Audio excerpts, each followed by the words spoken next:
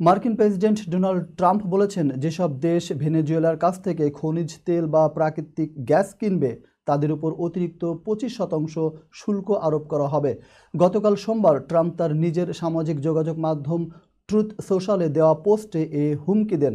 মার্কিন সম্প্রচার মাধ্যম সিএনএন জানিয়েছে, ভেনেজুয়েলার সঙ্গে বাণিজ্যিক সম্পর্ক রাখলে ওই দেশগুলোকে আমেরিকার সঙ্গে যে কোনো ধরনের বাণিজ্যের সময়ে 25% অতিরিক্ত শুল্ক দিতে হবে।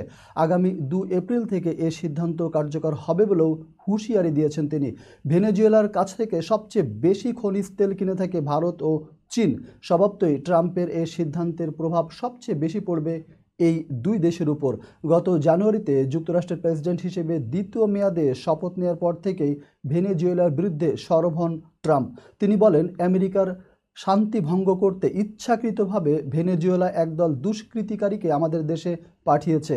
এই অভিযোগের পর ভেনেজুয়েলার কাছ থেকে তেল ও গ্যাস আমদানিকারক দেশগুলোকেও শুল্ক আরোপের হুমকি দিলেন ট্রাম্প।